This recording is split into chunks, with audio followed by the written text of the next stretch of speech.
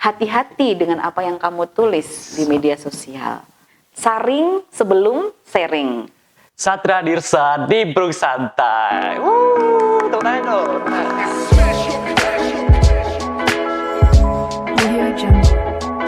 Akhirnya setelah hiatus selama 4 bulan, kita kedatangan tamu spesial nih, seorang narasumber dan juga bintang tamu kita. Beliau adalah seorang entrepreneur, writer, dan sekaligus media enthusiast. Mungkin bisa perkenalkan diri, Ibu? Halo teman-teman semuanya, kenalkan namaku Dewi Yuhana. Tadi udah disebutin sama Akmal ya.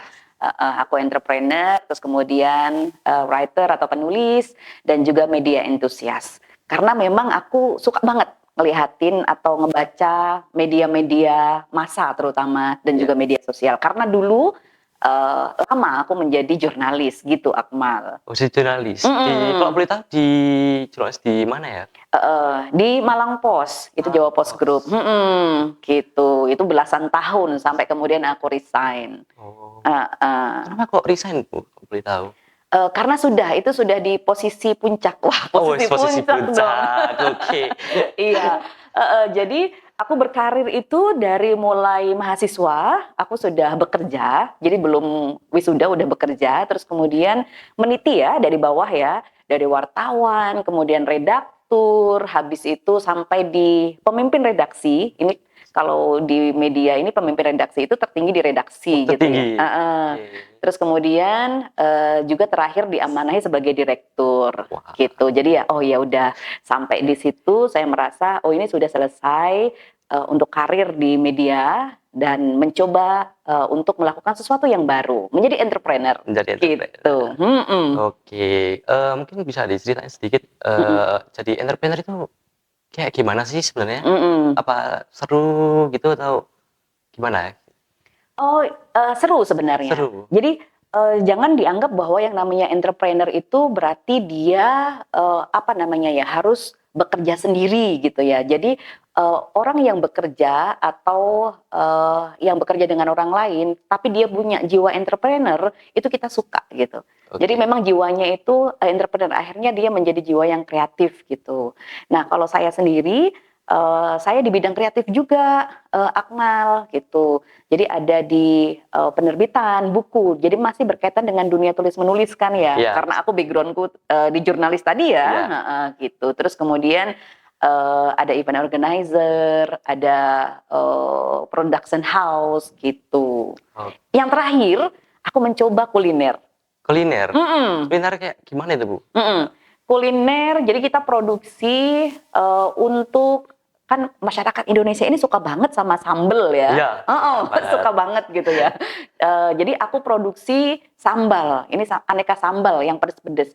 Meskipun aku ini orangnya nggak suka sambal, nggak kuat soalnya. Nggak suka sambal tapi produksi sambal. Nah itu dia. Gitu. Ini buat teman-teman boleh loh nanti kalau follow akun kayak Food Official, nanti SMA 10 gitu ya misalnya di sana di posting nge-spam gitu misalnya, nanti kita akan ambil deh ada paket spesial. Wah. Siap. Oke. Buat Akmal dan teman-teman ya. Siap. Masuk ke topik nih, Bu. Karena kan ini tentang media sosial gitu ya. Saya mau cerita, saya misal lagi di kafe gitu, nongkrong bareng temen. Nah itu tiba-tiba ada kayak orang itu ngevideo tempat kafe itu, tapi wajah saya itu masuk gitu. Terus saya ketemu di beranda saya tuh, loh kok wajah saya ada di konten ini padahal nggak izin gitu. Dan itu nggak disensor, itu kan kayak bisa menimbulkan masalah gitu kan. Nah itu kira-kira pendapat Ibu Ana itu terkait pengguna gadget yang seperti itu tuh kayak gimana? Iya, jadi sebenarnya yang harus kita pahami di awal bahwa kita itu nggak hidup sendiri gitu ya.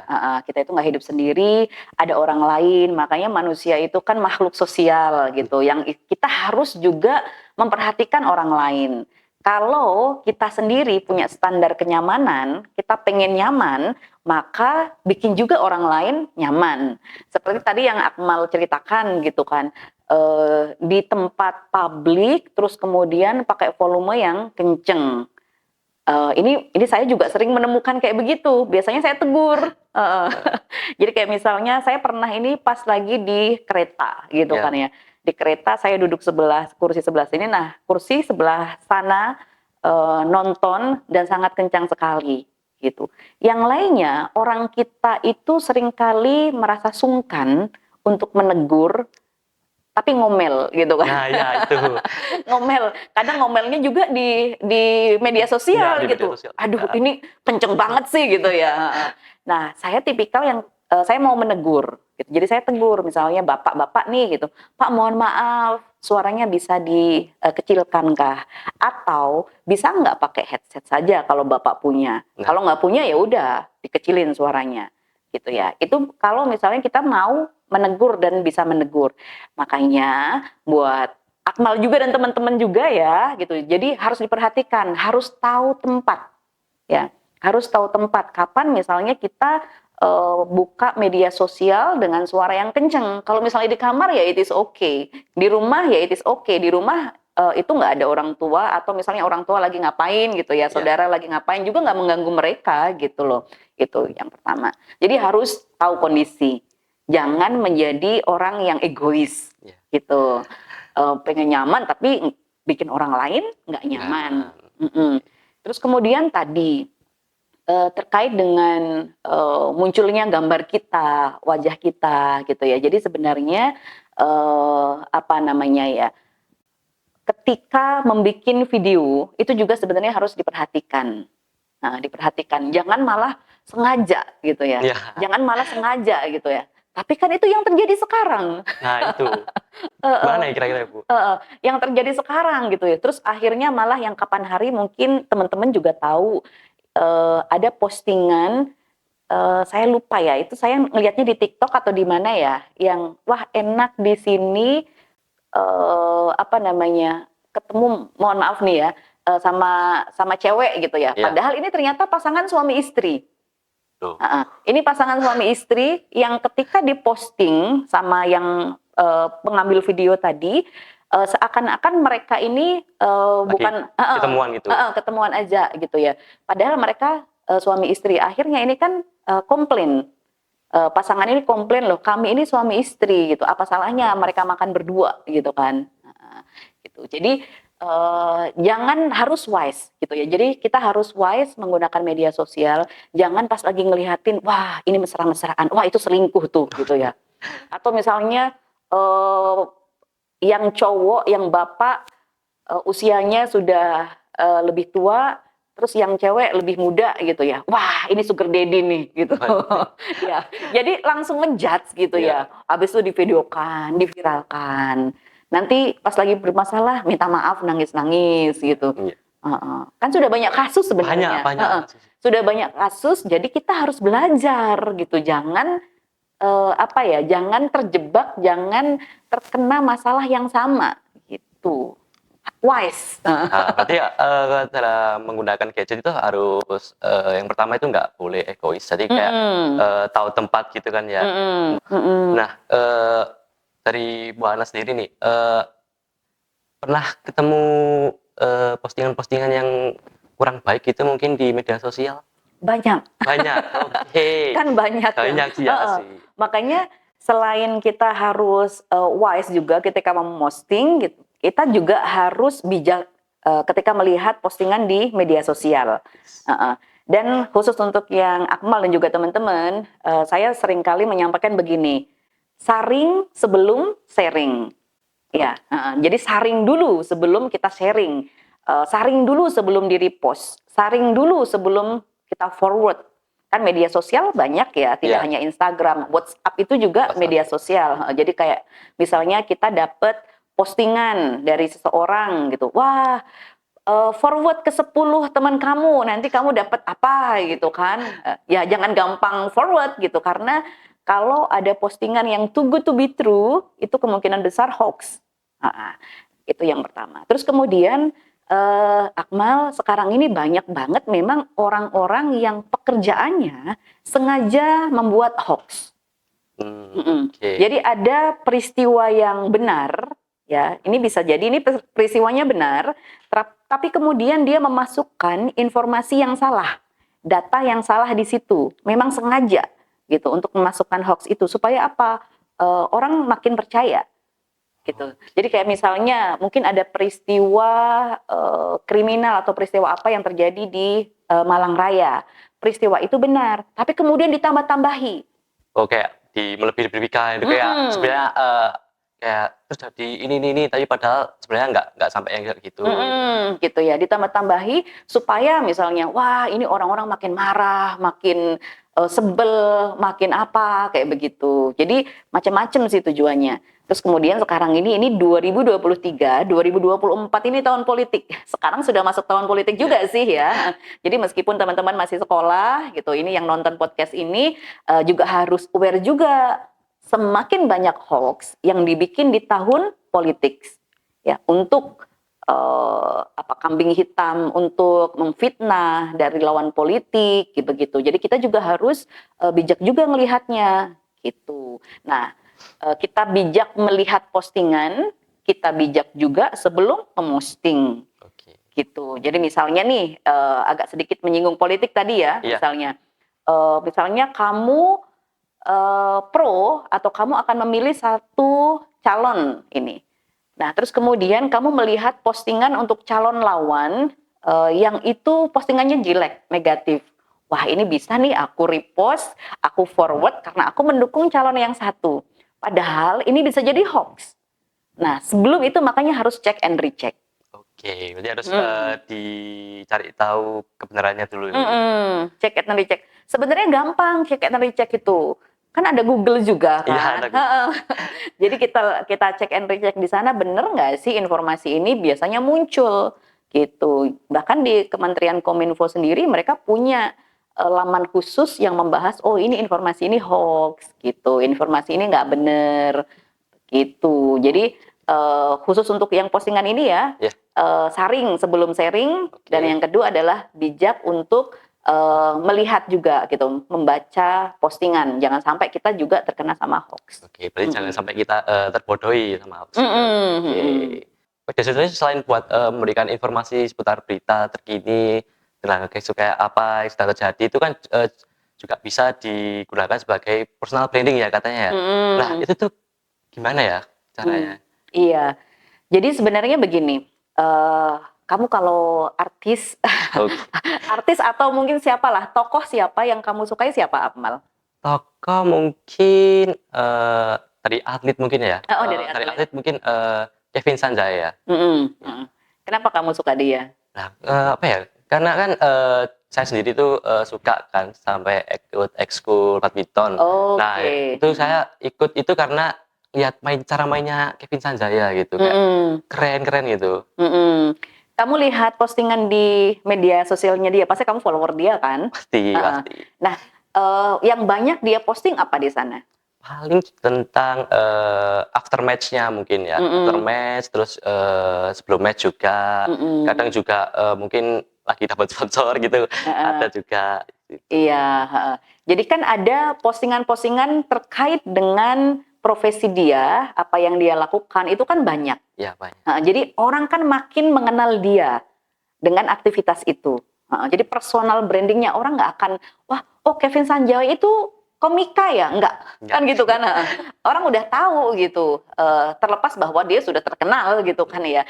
Nah, kalau buat teman-teman yang masih SMA, itu bisa gitu ya. Kita bisa mempersonal branding kita itu mau seperti apa? Lewat postingan. Nah, Akmal pengen dikenal seperti apa? Oh, Akmal ini host. Oh, Akmal ini public speaking-nya bagus. Gitu. Jadi postingan-postingan kayak misalnya sekarang ini kita lagi acara podcast ini, kamu post gitu ya. Terus persiapan sebelum podcast di-post juga. Ngomongin apa lagi soal public speaking, soal podcast dan segala macamnya. Kayak misalnya saya sendiri, saya terkait dengan tulisan, terus kemudian juga tentang event, tentang pelatihan gitu. Jadi itu yang saya posting. Oh, kalau aku punya acara ini bisa undang Dewi Yuhana nih, gitu. Jadi kita bisa menyeting postingan itu untuk branding kita. Sama, branding itu kan ya brand merek Brand. gitu ya. Nah, ini personal, berarti kan ke diri kita. Sama kayak misalnya brand untuk merek tertentu, misalnya baju, sosok tertentu, lakukan itu terus-menerus. Jadi postingan jangan cuma sekali gitu ya. Iya, postingan jangan cuma sekali. Postingan hari ini posting, nunggu 5 bulan lagi posting gitu. Jadi harus memang secara reguler, continue, mungkin setiap hari bisa atau berapa hari sekali pun juga bisa karena kalian prioritasnya banyak ya, Iya. tidak hanya di media sosial ya, gitu. Berarti harus konsisten gitu ya. Oke. Dan dengan tema tertentu itu tadi sesuai branding yang pengen diangkat. Berarti kalau misalnya di bidang misalnya saya fokus di bidang kayak podcast gini berarti isi media sosial saya itu harus berkaitan sama podcast gitu ya. Sekarang di acara ini aja kamu bisa bikin postingan banyak loh. Bisa. Bisa, jadi kayak bikin postingan dengan caption yang berbeda. Aku mau kasih komentar yang soal kamu tadi cerita sama temanmu ya. Iya. Good, ini kamu ambil kesempatan ini. Saya juga sering kali menyampaikan there is always be the first time for everything gitu. Jadi kita nggak akan ada yang kedua, ketiga menjadi besar kalau kita nggak mengambil langkah pertama tadi. Gitu, langkah pertama. Nah ini udah oke gitu, kamu ambil gitu. Aduh, aku ini baru pertama, nanti oke apa enggak gitu. Kan sering kita mendengar mungkin nggak akan ada kesempatan datang 2 kali, gitu ya. Mungkin nggak akan ada kesempatan lagi penawaran ini. Kamu udah ambil itu udah oke banget ini. Good. Oke, terima kasih loh pujiannya. Saya sendiri kayak, waduh ini tadi itu kan awalnya kayak oke, pede ini bisa. Terus kan tadi ternyata sempat gugup juga kan. Terus akhirnya langsung take, kok alhamdulillah lancar gitu. Oke, langsung pede lagi nih. Iya, itu biasa. Kita pas lagi mengawalinya agak-agak gugup itu biasa. Terus kemudian pas lagi misalnya pertengahan agak-agak ngeblank itu biasa. Tapi bagaimana kita overcome gitu ya, kita menguasai itu kemudian gitu, nggak apa-apa gitu. Cara kita untuk berkomentar itu seperti apa begitu Bu? Apa hanya sekedar menggunakan bahasa yang baik atau mungkin ada lagi mungkin? Iya, pastinya dengan menggunakan bahasa yang baik iya. Terus kemudian juga jangan sampai mengandung sara, gitu. Terus sama tadi juga jangan sampai ngebully orang lain. Kadang yang dilupakan oleh teman-teman itu ketika di media sosial dia merasa aman, ya aman untuk mengatakan apapun juga, untuk menulis apapun juga, karena berlindung di balik akun itu tadi, ya. Padahal bisa jadi ya di kehidupan nyata mungkin dia anak ini tipikal yang pendiam, yang nggak banyak ngomong, tapi pas lagi di media sosial dia tulisannya banyak karena merasa dia lebih bebas di sana. Ya nggak apa-apa merasa bebas, tapi itu tadi harus menjaga tulisan, gitu. Tulisannya tadi seperti yang kamu bilang harus dengan kata-kata yang baik. Jangan mengandung sara, jangan mengandung juga bullying. Kalaupun misalnya ada yang berkomentar, seperti yang kamu tadi contohkan ya, sudah ada tulisan judul filmnya, tapi kemudian masih nanya, gitu ya. Ini juga kelemahan dari sebagian besar masyarakat kita itu melihat itu hanya sekilas, membaca itu hanya sekilas, tidak membaca secara keseluruhan. Jadi akhirnya kemudian nanya gitu. Banyak gitu ya. Jadi ya sudahlah, kalau misalnya kamu lagi pengen jawab ya jawab aja gitu. Kan jawab baik sama kemudian jawabnya dengan kasar, effortnya sama. Efeknya berbeda gitu ya. Ya udah ambil yang baik kan. Gitu. Jadi kalaupun misalnya kamu nggak mau mangkel tapi kemudian pengen nulis, ya udah jangan mendingan. Gitu. Jadi itu ya. Jangan berkata bullying dan juga sara. Yang kedua, ingat sekarang ini kan ada UU ITE. Apa itu? Iya, jadi untuk produk-produk elektronik ini kalau misalnya kamu berkomentar, terus kemudian ada yang tidak sepakat atau ada yang marah dengan komentar itu, dia bisa menggugat dirimu. Waduh. Kasus di Malang juga pernah ada loh ya. Di Malang kalau tidak salah di Kabupaten Malang. Ini kaitan soal pinjam meminjam Oke. uang ya. Jadi ini ibu ini mohon maaf ini kalau saya tidak salah ingat ya. Ya. Jadi dia ada akad pinjam meminjam uang. Jadi duit dia dipinjem.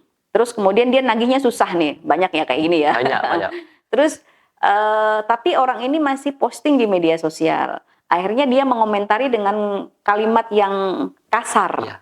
Orang ini kemudian capture kalimat kasar itu tadi, habis itu sebagai bahan untuk menuntut dia atas perbuatan yang tidak menyenangkan. Oke. Gitu. Atas perbuatan yang tidak menyenangkan, ya kan prosesnya panjang. Ya, prosesnya panjang sampai ke pengadilan. Nah, gitu loh. itu. Jadi kalau misalnya ada orang yang menuntut karena perbuatan tidak menyenangkan ya bisa kayak begitu. Atau yang kapan dulu yang artis komentar untuk Dewi Persik atau siapa ya? Yang ibu-ibu yang komentarnya dia bikin video, habis itu diciduk mau dilaporkan. Nah, atau ada lagi di luar Jawa. Ini masih soal menagih hutang ini. Oke. Dia benar menagih hutangnya, tapi karena itu dipublish di media sosial, akhirnya yang ditagih hutang ini tadi marah, kemudian menuntut dia sampai ke pengadilan. Nah, jadi hati-hati. Kalau dulu hati-hati dengan apa yang kamu ucapkan, sekarang ada tambahan lagi. Hati-hati dengan apa yang kamu tulis di media sosial. Jangan sampai itu menjadi bumerang ke kita. Jadi diingat-ingat ya, ada SARA, jangan sampai bullying dan juga jangan sampai menimbulkan atau pencemaran nama orang lain. Gitu. Oke. Supaya aman. Supaya aman ya, supaya nggak digugat tadi itu ya. Iya. Kan kalau digugat itu takutnya apalagi kalau masuk persidangan itu pasti ribet lah ya prosesnya. Iya. Oke, berarti harus bijak gitu ya Bu ya. Oke, ini gak kerasa nih Bu ya. Ternyata udah sampai di penghujung acara ya. Oh gitu ya ini ya. Itu saking asiknya nggak terasa itu ya. Oke, mungkin sekian dari saya. Buat teman-teman yang nonton dimanapun kalian berada, entah di rumah, di kafe, di kantor, terima kasih atas waktunya. Terus jangan lupa kalian show support ke YouTube channel SMA Negeri 10 Malang dengan klik tombol like, comment, dan subscribe. Serta jangan lupa kalian klik tombol lonceng supaya kalian nggak tertinggal dengan konten-konten selanjutnya. Oke, saya Akmal Fitrahari. Dan saya Dewi Yuhana. Kami pamit undur diri. Bye-bye.